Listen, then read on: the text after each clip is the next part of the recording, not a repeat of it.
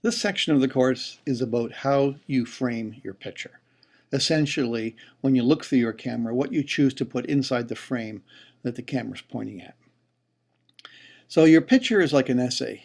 It's a statement of how you see the world, because you're choosing to point that camera and zoom in or zoom out or whatever you choose to put in that frame. That's a statement of how you see the world, or at least that's how other people will interpret it.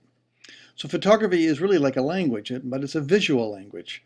The words in your pictures are the things or the elements you include within the frame, as well as the way you include them. So, for example, looking at the picture on the right-hand side, I've chosen to include the laundry. I've made it a fairly wide shot so you can see that the laundry is seemingly in some kind of relatively poor living conditions. Above that is an empty wall, and below that it looks like there's some kind of storefront. And you can see the writing on the sign, which probably would suggest it's in a third world country, which happens to be India. So I chose to put all those things in. Number two, you'll notice that the angle of the picture is such that the lines in the picture are not level to the frame. If you look at this, the roof of the little living area on the right-hand side, it drops down towards the left-hand side. For me, I've chosen to do that to create some eye movement when you're looking at the picture, and just to make the image a little bit more interesting. Anyway, the what is the laundry and the rooms, the how is the angle and the width of the picture. So that's what I've done there. So when you are taking a picture, you're framing something with a square or a rectangle. Essentially, what you're doing is you're making that visual statement. So the things in the frame are like the words in an essay. So what I want you to do is, of course, look around that frame and notice things in the picture that don't relate to the subject of the picture and get rid of them. So for example, if I just wanted this to be about the shape of the laundry hanging, I would have zoomed in much tighter and just taken a picture of the laundry without the building in the background. But that's not what I wanted the picture to be all about. So you want to remove the distractions before you shoot. So look around the edges of the frame and remove the distraction, what doesn't relate to the picture. Look at the foreground and see, well, what's there? Very often people leave things in the foreground, like on the bottom part of the picture, that don't really relate. And if that's the case, then tilt the camera up or zoom in or walk in a little bit closer. Just make sure there's no distractions there. And then look at your frame and say, is the subject of this picture, from how you see it, dominant? Is it very clear that that, in fact, is what you want to take a picture of? And so, as I said before, zoom in or zoom out or walk in or walk out or change your angle or do whatever you have to do to make sure that what you see in that frame is, in fact, a statement as you want it to be made. So if the image is important to experiment. So take a number of pictures. I do that. I'll take a bunch of pictures from one angle, then I'll go to a different angle, and I'll muck around with the actual capturing of the image, because I know when I get back to my computer and look at it on that flat screen, it often appears quite a bit differently than it does when I look at it in the back of my camera. And you can always delete. Digital's cheap. So here's a picture. The title of it is Photographer in the Bell Chain Islets.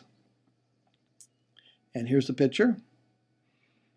Now look at the picture and tell me what doesn't work for you. First of all, if you take a look at the top of the picture, you got this stuff on the boat. We call them the Dodgers.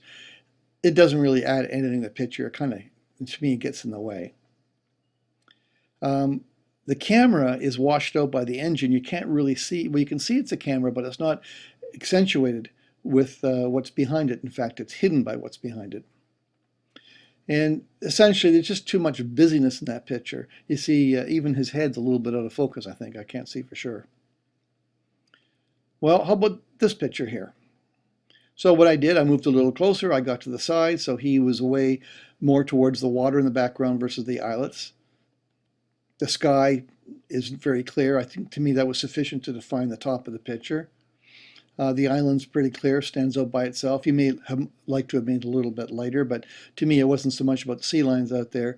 It was really about him taking a picture of whatever the heck is out there. It's about him, not about the subject matter of his picture.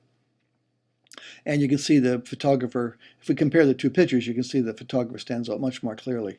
So if the topic is photographer, in the bell chain, which one works best? Yeah, I think the bottom one does. So if you were in the class, we chatted about this stuff and talked about how to improve your pictures, but you weren't there, so you can't do it. So what I have you do then is go out, and the picture you took earlier on is go back and reshoot it, improving on the quality based on what you've learned here in this particular session. Here's another example.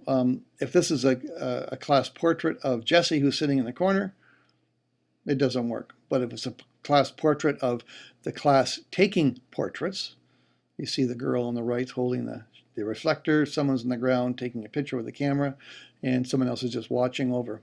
If you want it to be a picture of Jesse, what would you have to do? Well, let's see here. How about if we just got in a lot closer? So what happens with snapshots is people often take a picture, they can see Jesse in the picture, but they don't do much about it because they can see him and they forget about the distractions. What I'm inviting you to do is, hey, if you want to make that picture a statement, then make sure what's in the picture is really what you want in the picture, and move around, say, excuse me, and make it your picture. So hopefully if you're at home now, you go outside and take another picture that you may have taken from the previous exercise. And that's it. If you have any comments, you can email me, toby.snelgrove@mac.com. Take care.